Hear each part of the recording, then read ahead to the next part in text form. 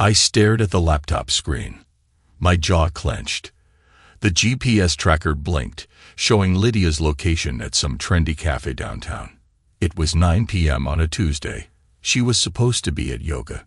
Damn it, Lydia. I muttered, rubbing my temples.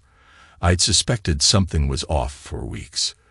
Late-night classes, constant texting, and a growing emotional distance. But seeing concrete proof made my stomach churn. My phone buzzed. A text from Lydia. Class running late. Don't wait up. I almost laughed at the blatant lie. Instead, I grabbed my keys and headed out. Time to see what my darling wife was really up to. The cafe was dimly lit, trying too hard to be hip. I parked across the street, watching. There she was, sitting at an outdoor table, laughing, touching the arm of some guy I'd never seen before. My hands gripped the steering wheel until my knuckles turned white. I wanted to storm over there, to confront them both. No. I needed more information before making my move. I snapped a few photos with my phone, then drove home, my mind racing. Who was he? How long had this been going on? And more importantly, what was I going to do about it? Back at our house, our obscenely large house that I'd worked so hard to fortify, I poured myself a scotch and sailed into my home office.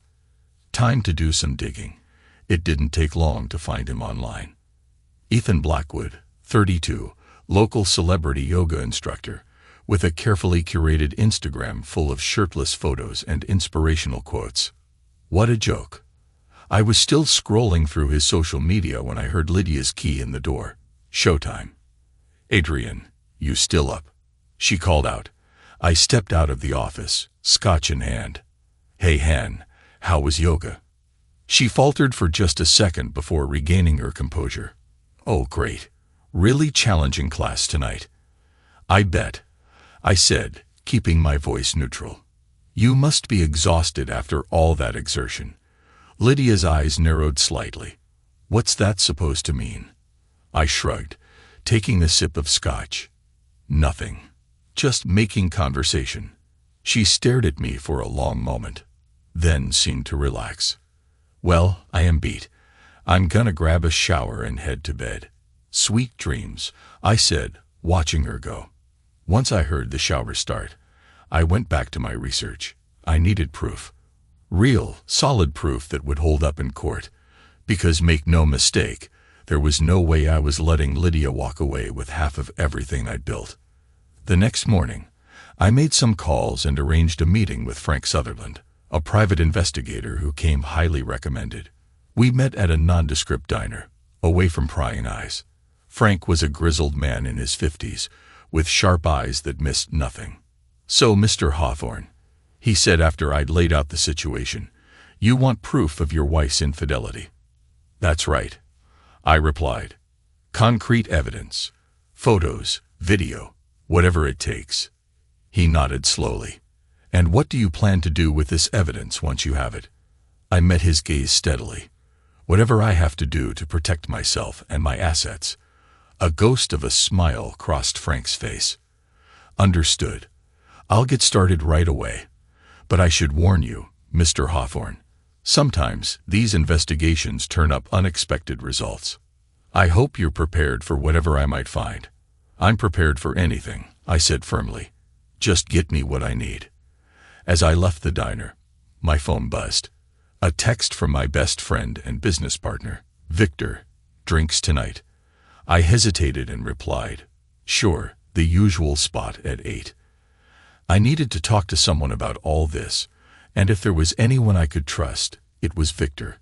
We'd been through too much together for me to doubt him now. The bar was crowded when I arrived, but I spotted Victor at our regular table in the back. He waved me over. You look like hell, he said as I sat down. I chuckled humorlessly. Feel like it too. I took a long sip of whiskey, savoring the burn. It's Lydia. Victor's expression turned serious. What's going on? I told him everything. My suspicions following Lydia to the cafe, hiring the PI. He listened intently, his brow furrowed with concern. Jesus, Adrian, he said when I finished. I'm so sorry. What are you going to do? I don't know yet, I admitted. But I'm not letting her get away with this. I've worked too hard to let her and her partner take me for everything I'm worth. Victor nodded slowly. Just be careful, okay? Don't do anything rash. Maybe there's an explanation. An explanation. I cut him off, anger flaring. For what? Her lying to my face, sneaking around behind my back. He held up his hands placatingly. I'm just saying, wait until you have all the facts before you make any big moves. You've got a lot to lose here, Adrian. I took a deep breath, forcing myself to calm down. You're right. I know. I can't believe she'd do this to me. After everything we've been through together, Victor reached across the table, clasping my shoulder. Whatever happens, I've got your back. You know that, right? I managed a small smile. Yeah, I know. Thanks, man. As I drove home that night, Victor's words echoed in my head. Be careful. Don't do anything rash. But with every passing day, every lie Lydia told, I could feel my control slipping. Something had to give. And soon, the next week passed in a blur of suspicion and barely contained rage. I went through the motions at work, but my mind was constantly on Lydia and her betrayal. Frank sent regular updates, more yoga classes that were anything but clandestine, meetings at out-of-the-way cafes and parks. Finally, he sent the message I'd been waiting for. Got what you need. Meet me at the diner. I made an excuse to leave work early and raced to meet Frank. He was waiting in a corner booth, a thick manila envelope on the table in front of him. It's all here, he said without preamble as I sat down. Photos, video, phone records. Your wife's been having an affair with this Ethan guy for at least 3 months. I reached for the envelope with shaking hands, but Frank held it back. You sure you want to see this? He asked, his expression grave. Once you do, there's no going back. I met his gaze steadily. Unsure. He nodded and handed over the envelope. I opened it, steeling myself for what I was about to see. The first photo hit me like a punch to the gut. Lydia and Ethan locked in a passionate embrace outside some seedy motel. I flipped through the rest quickly, each image searing itself into my brain. Them laughing over dinner, walking hand in hand through the park, kissing in his car. There's video too, Frank said quietly, but I'll leave it up to you if you want to watch that. I shook my head, shoving everything back into the envelope. This is enough. I pulled out my checkbook. Thank you for your work, Mr. Sutherland. I assume this covers everything. He glanced at the amount and nodded. More than. You sure you don't need anything else? No, I said, standing up. I've got what I need. I drove home in a daze, my mind racing now that I had proof. What was I going to do with it? Confront Lydia. Go straight to a divorce lawyer. I needed time to think, to plan my next move carefully. But as I pulled into our driveway and saw Lydia's car already there, something in me snapped. All the hurt, the betrayal, the anger I'd been holding back came rushing to the surface. To hell with careful planning. It was time for a reckoning. I stormed into the house, finding Lydia in the kitchen chopping vegetables for dinner. She looked up with a smile that quickly faded when she saw my expression. Adrian, what's wrong? I laughed bitterly. What's wrong? Why don't you tell me, Lydia? How was yoga tonight? She paled slightly but kept her composure. It was fine. Why are you? I cut the bullshit. I snarled, slamming the envelope down on the counter. I know everything about Ethan, about all of it.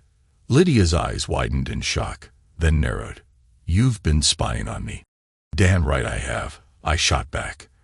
And it's a good thing I did, where I'd still be in the dark about my wife seeing her yoga instructor behind my back. It's not like that, Lydia protested, her voice rising. You don't understand. Oh, I understand perfectly. I cut her off. I understand that while I've been working so hard to give us this life, you've been throwing it all away for some narcissistic pretty boy. Lydia's expression hardened. Maybe if you paid half as much attention to me as you do to your precious company, I wouldn't have had to look elsewhere. I reeled back as if she'd slapped me. So this is my fault. You're blaming me for your decision to be unfaithful. I'm not blaming you, she said, her tone softening. I'm just saying, we've been drifting apart for a long time, Adrian. Ethan makes me feel alive again. I shook my head and replied, spare me the justifications. I don't want to hear it. I want you out of this house. Tonight. Lydia's eyes widened in panic. What? Adrian? No. We can work this out. We can go to counseling. Try to. There's nothing to work out, I said coldly. We're done. I'll have divorce papers drawn up in the morning. You can't just throw me out, she protested. This is my home too.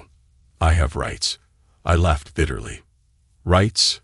You lost any rights you had the moment you decided to be unfaithful. You want rights. Talk to my lawyer. I turned to walk away, but Lydia grabbed my arm.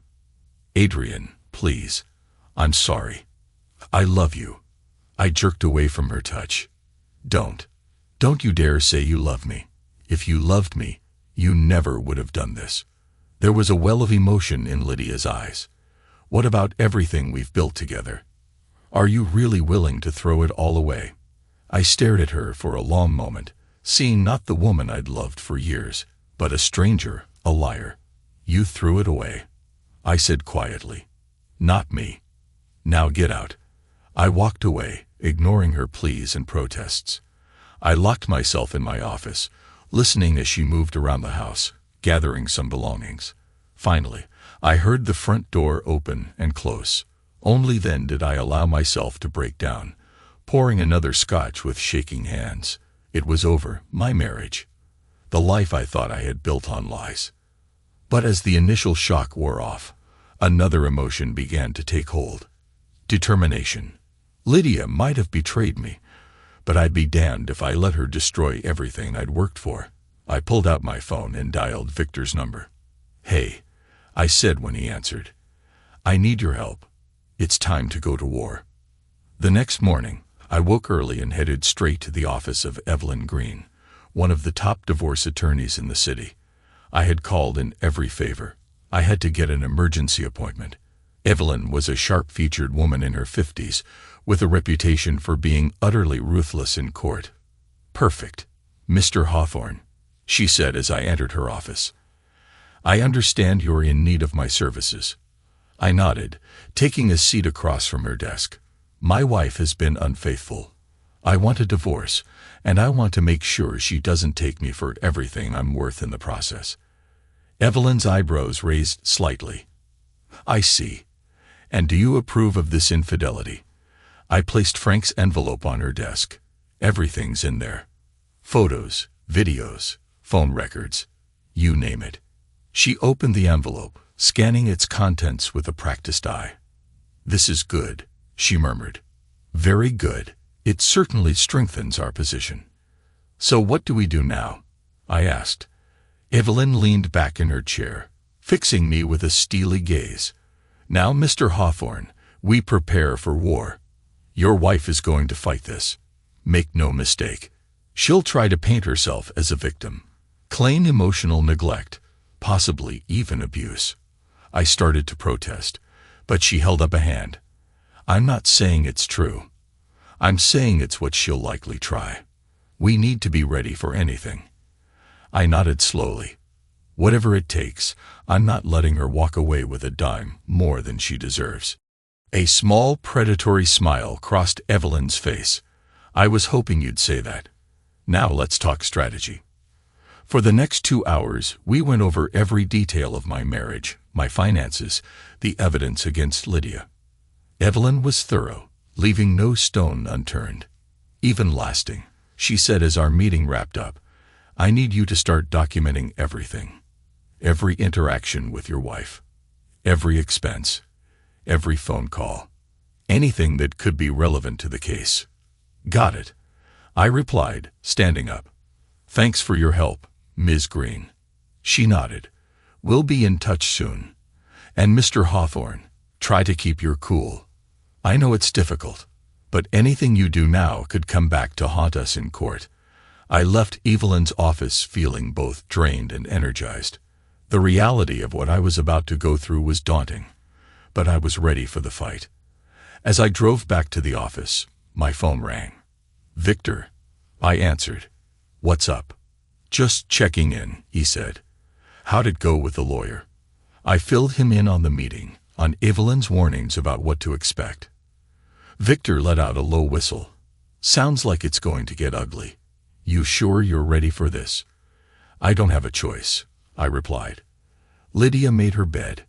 Now she can lie in it. There was a pause on the other end of the line. "Listen, Adrian, I know you're hurting, but is this the way to go? Maybe if you both cool off, talk things out." "There's nothing to talk about." I cut him off. "She cheated, Victor. She lied to my face for months. I'm done." He sighed. "All right, man. I just hate to see it end like this, but I've got your back, no matter what." "I know," I said, my tone softening slightly. "Thanks. I'm going to need all the support I can get." As I hung up, a flicker of doubt crossed my mind. Was I being too hasty? Too harsh? But then I remembered the photos. Lydia's lies. The look on her face when I confronted her. No, this was the only way forward. I arrived at the office, trying to focus on work, but my mind kept drifting. I'd built this company from the ground up, poured everything I had into it. The thought of Lydia trying to take even a piece of it made my blood boil. My assistant poked her head in around lunchtime. "Mr. Hawthorne, your wife is here to see you." I tensed, then forced myself to relax. "Send her in." Lydia entered, looking pale and drawn. Gone was her usual perfectly put-together appearance. "Good. Adrian," she said softly, "we need to talk." I leaned back in my chair, keeping my expression neutral. "I think we said everything we needed to say last night." She shook her head, taking a step closer. "No, please, just hear me out. What I did, it was a terrible mistake. I know that. But our marriage doesn't have to end because of one poor decision." I laughed bitterly. "One poor decision? Lydia, you've been lying to me for months. Sneaking around. Making a fool of me.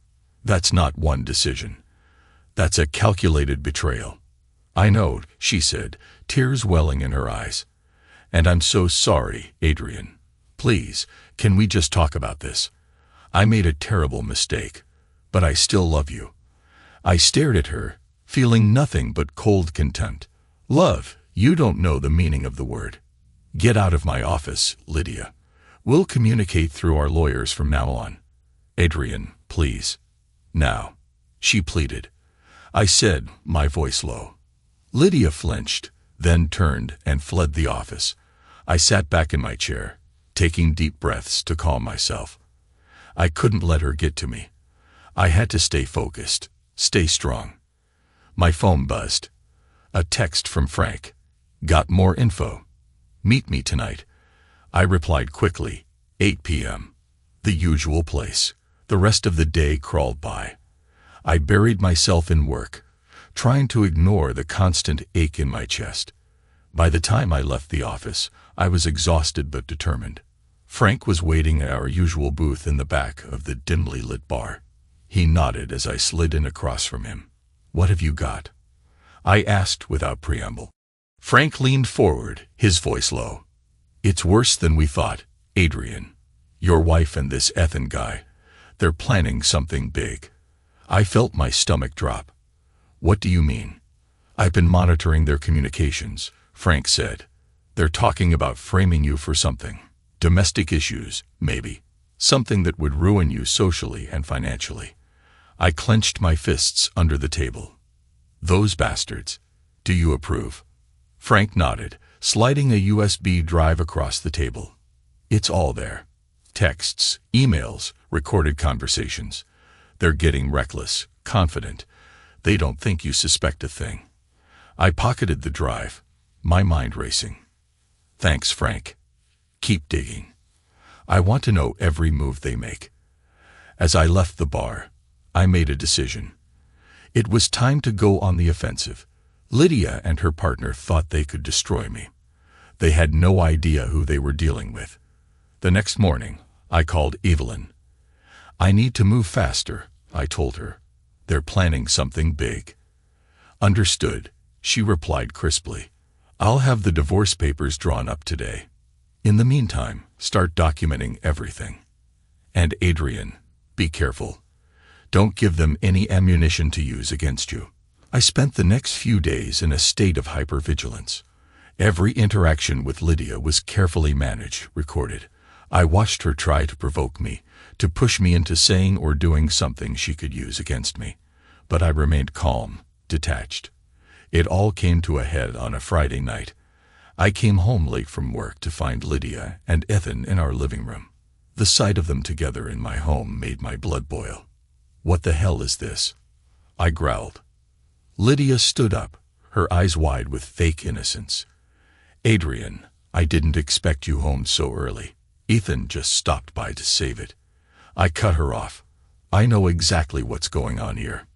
Ethan stood up, moving slightly in front of Lydia. "Look, man, there's no need for things to get ugly. We're all adults here." I laughed bitterly. "Adults? Is that what you call sneaking around behind my back? Planning to frame me?" Lydia gasped. "Frame you? Adrian, what are you talking about? Don't play dumb." I spat. "I know everything. The affair. Your little scheme to accuse me of issues." Ethan's face hardened. "You don't know what you're talking about." "Oh, I think I do," I said, pulling out my phone. "In fact, I've got proof. Want to hear it?" I played a recording of Lydia and Ethan discussing their plan. Lydia's face went pale, while Ethan flushed with anger. "You've been spying on us." Lydia screeched. "Damn right I have," I replied coldly. "And it's a good thing I did. Now, get out of my house. Both of you, before I call the authorities." Ethan grabbed Lydia's arm. "Come on, let's go." "This is an overreach," I declared. I watched them leave, feeling a mixture of rage and vindication. If it wasn't over, not by a long shot, but I'd won this round. The next few weeks were a blur of legal meetings and strategic moves. Evelyn was worth every penny, ruthlessly dismantling every attempt Lydia and Ethan made to discredit me or gain leverage. I threw myself into work, determined not to let this mess affect my company. But it was hard, especially with Victor constantly trying to get me to talk things out with Lydia. "I'm telling you, Adrian," he said one night over drinks. "Maybe if you just sat down with her, work things out." I cut him off. "There's nothing to work out, Victor. She made her choice. Now she has to live with the consequences." Victor sighed, shaking his head. "I just hate to see you like this, man. You're not sleeping, you're barely eating. Is it really worth it?" I stared at him, feeling a flicker of suspicion. Why was he so invested in me reconciling with Lydia? "It's worth everything," I said firmly. "I won't let them win. I won't let them take what I've built." As I left the bar that night, I couldn't shake the feeling that there was more going on than I realized. I needed to be careful. I couldn't trust anyone, not even my oldest friend. The final blow came a week later. Lydia, desperate and cornered, filed a police report accusing me of domestic abuse. She showed up at the station with bruises, spinning a tale of years of control and violence. But I was ready. I had recordings of every interaction we had since I discovered the affair, footage from hidden cameras in our home, showing Lydia's attempts to provoke me and my calm responses. The police, presented with overwhelming evidence of Lydia's deception, had no choice but to drop the investigation. Lydia was charged with filing a false report. As I left the police station, I felt a weight lift from my shoulders. It was over. I'd won. But as I drove home, a new determination settled over me. Winning wasn't enough. Lydia, Ethan, and anyone else involved in their scheme needed to pay, and I was going to make sure they did, no matter what it took. The morning after Lydia's failed attempt to frame me, I strode into my office with renewed purpose. My assistant, Sarah, hurried after me, a stack of papers in her arms. "Mr. Hawthorne, the divorce papers are ready for your signature," she said, placing them on my desk. I picked up a pen, a smile on my face. "Perfect timing, Sarah. Let's get this over with." As I signed my name, I felt a sense of finality. This was it, the end of my marriage, the beginning of my revenge. "Have these delivered to Lydia immediately," I instructed Sarah. "And get Evelyn on the phone. We need to move fast." Within an hour, Evelyn was seated across from me, her expression as fierce as mine. "We've got them on the ropes, Adrian," she said. "Now it's time to deliver the knockout punch." "What's our next move?" I leaned forward, my voice cold. "I want to hit them where it hurts most. Their money, their reputation, everything." Evelyn nodded, a predatory glint in her eye. "Leave it to me. By the time we're done, they won't know what hit them." As Evelyn left, my phone rang. It was Frank. "Adrian, we've got a problem," he said without preamble. "Your wife and that yoga instructor, they're trying to access your business accounts." I felt a surge of anger, quickly replaced by calm determination. "Let them try it, Frank. In fact, make it easier for them." I got an idea. Over the next few days, I set my plan in motion. With the help of my IT team, we created a series of fake accounts, making them look like they held substantial funds. Then we waited. It didn't take long. Late one night, I received an alert on my phone. Someone was attempting to transfer a large sum from one of the fake accounts. I smiled, picking up the phone to call Evelyn. "We've got them," I said. "Time to spring the trap." The next morning, I walked into a conference room where Lydia and Ethan were waiting, flanked by their lawyers. Evelyn stood by my side, a stack of documents in her hands. "What's this about, Adrian?" Lydia demanded. "We're in the middle of divorce proceedings," I replied. "You can't just summon us here like, 'Oh, I think you know exactly what this is about.'" I cut her off coldly. "Your little attempt to embezzle from my company last night." Ethan paled, while Lydia's eyes widened in panic.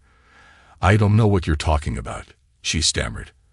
I nodded to Evelyn, who began distributing documents. "These are records of your attempted transfer," I explained, "along with a history of your access to company accounts you shouldn't have had access to." "Care to explain?" Their lawyers looked stricken, quickly scanning documents.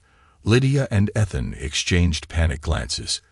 "This is all a misunderstanding," Ethan began, but I held up a hand to silence him. "Save it," I snapped. "Here's what's going to happen. Lydia, you're going to sign these papers, agreeing to a divorce settlement that leaves you with nothing. Ethan, you're going to disappear.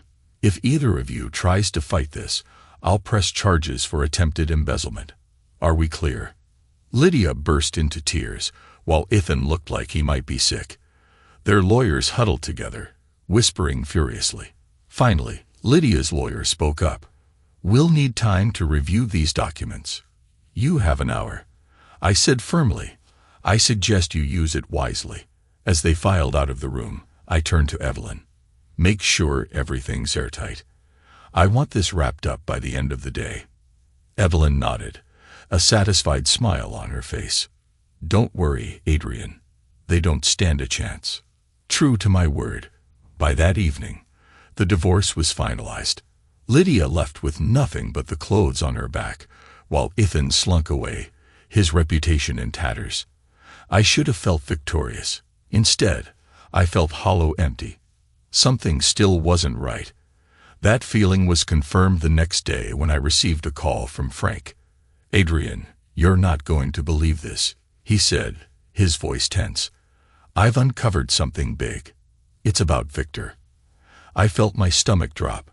"What about him?" "He's been in on it from the beginning," Frank said. "He's been helping Lydia and Ethan. And there's more. He's been embezzling from your company for years." The world seemed to tilt on its axis. Victor, my oldest friend, my business partner. I couldn't believe it. I didn't want to believe it. But as Frank laid out the evidence, I felt a cold rage building inside me. The betrayal cut deep, deeper than anything Lydia had done. "What do you want to do?" Frank asked. I took a deep breath, steeling myself. "Set up a meeting. Me, Victor, and the board. Don't tell him why. I want to see his face when I confront him." The next day, I sat at the head of the conference table, watching as the board members filed in.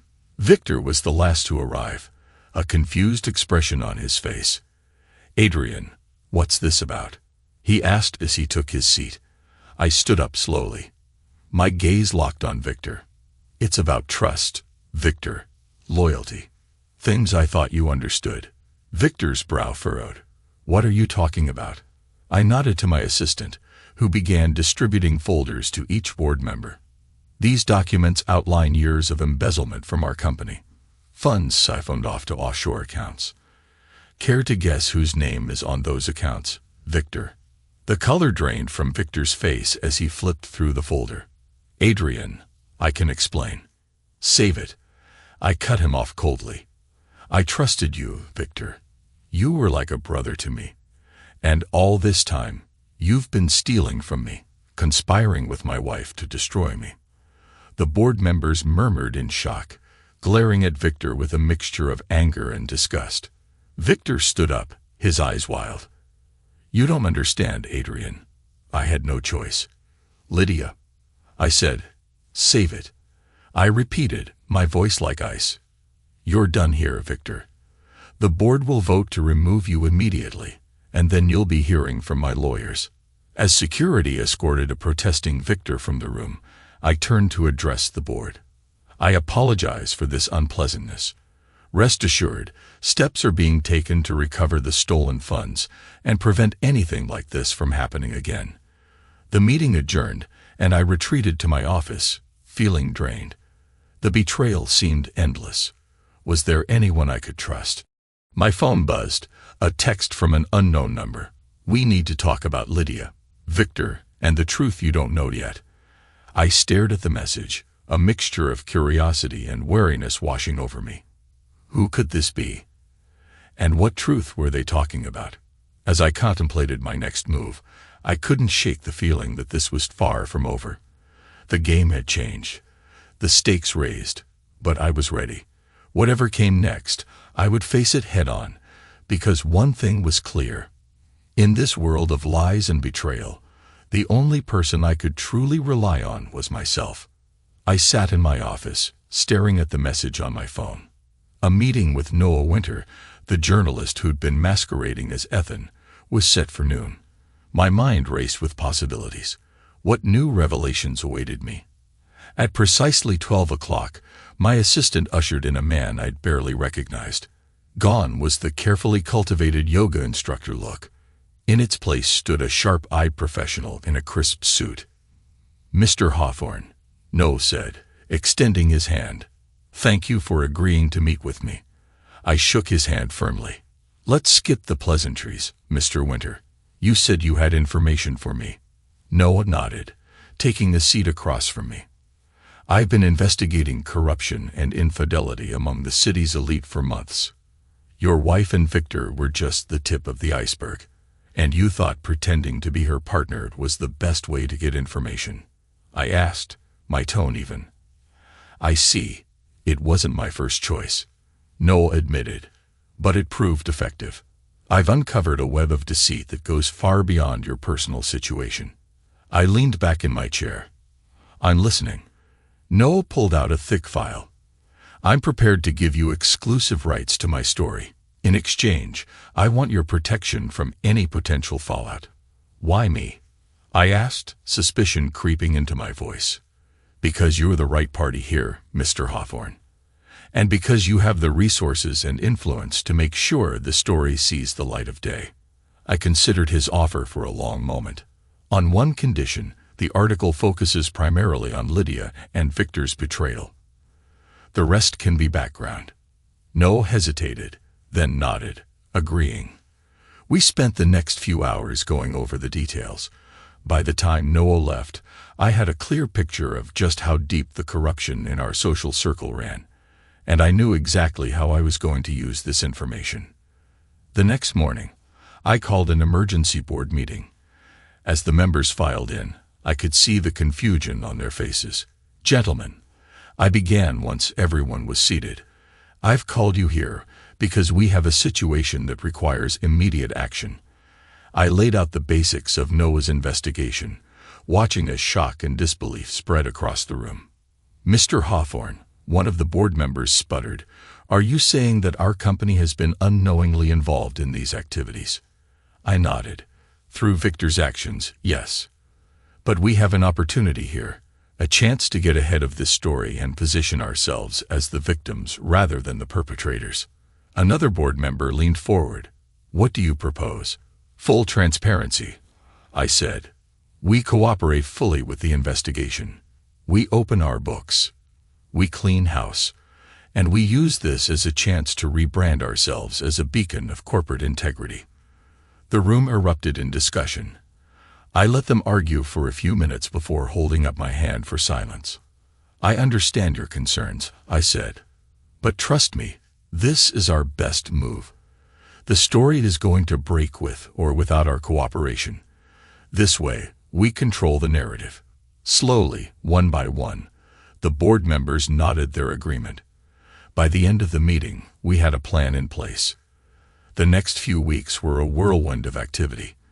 We'd hired an independent auditing firm to go through our books with a fine-tooth comb.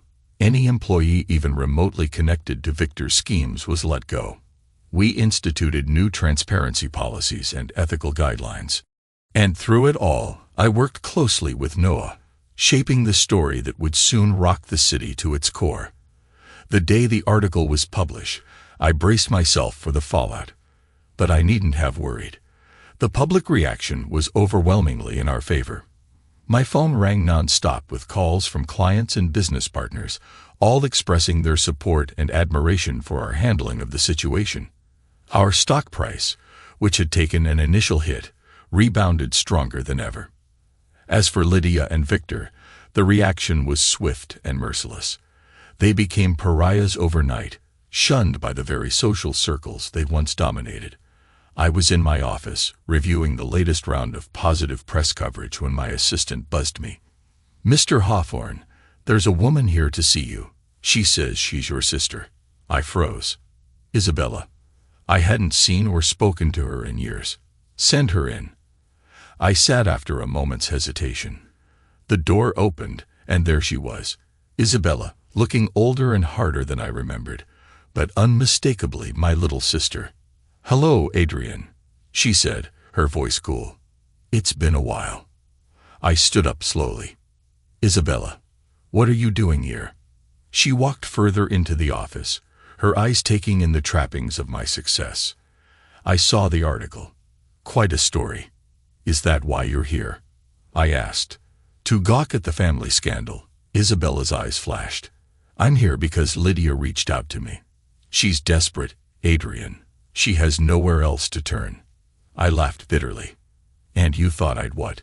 Welcome her back with open arms?" "Of course not," Isabella snapped. "I came to warn you. She's not done, Adrian. She's planning something." I sat back down, suddenly tired. "Let her try. I've beaten her at every turn so far." Isabella leaned forward, her voice urgent. "You don't understand. I've known about her affair with Victor for months." I kept quiet, hoping. "Hoping what?" I demanded. "Hoping it would lead to Victor's downfall," she admitted. "I have my own score to settle with him." I stared at her, a new wave of betrayal washing over me. "You knew all this time, and you said nothing." Isabella had the grace to look ashamed. "I was wrong. I see that now. But Adrian, there's more to this story than you know." Just then, my phone buzzed. A text from an unknown number. "Meeting. Now. Your office. It's time for the truth." I showed the message to Isabella. Her face paled. "It's Lydia. She's on her way here." "Good," I said. "It's time to end this once and for all." Within minutes, Lydia burst into my office, Victor trailing behind her. They both looked haggard, desperate. "Adrian," Lydia began, but I cut her off. "Save it," I snapped. "I don't want to hear any more of your lies." "It's not lies," Victor interjected. "There's something you need to know." Isabella stepped forward. "Let them speak, Adrian. I think we all need to hear this." I looked at the three of them. These people who have betrayed me so deeply. Part of me wanted to throw them out, to be done with all of this, but a larger part needed answers. "Fine," I said coldly. "Talk." What followed was a tangled web of revelations. Isabella admitted to her own affair with Victor years ago, which had led to our estrangement. Lydia confessed that her initial interest in me had been purely financial, but claimed she had grown to love me over time. Victor, looking more broken than I had ever seen him, laid bare the full extent of his embezzlement and manipulation. As they talked, I felt a strange calm settle over me. These people, who I once loved and trusted, had caused me so much pain. But sitting here, listening to their pathetic justifications, I realized something. I was free.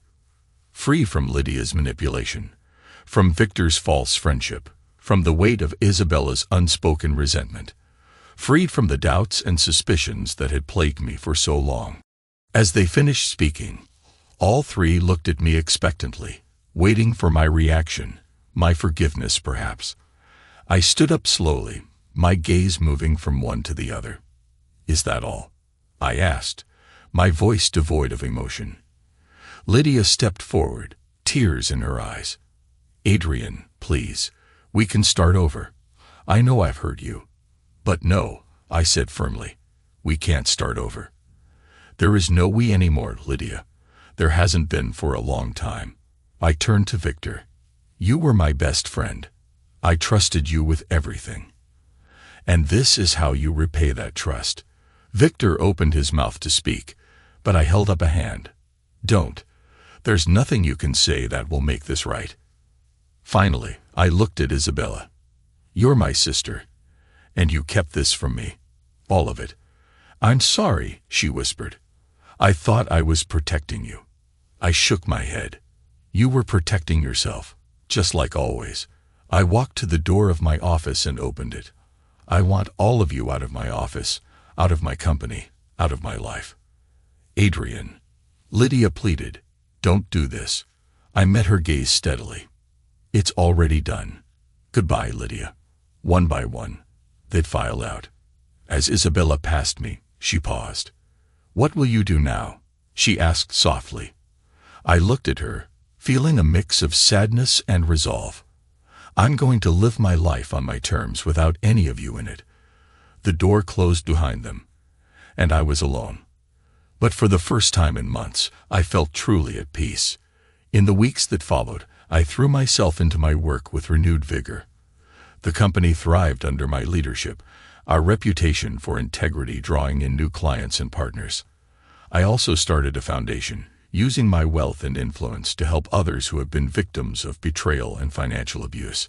It felt good to give back, to turn my pain into something positive. One sunny afternoon, I found myself walking through the city park.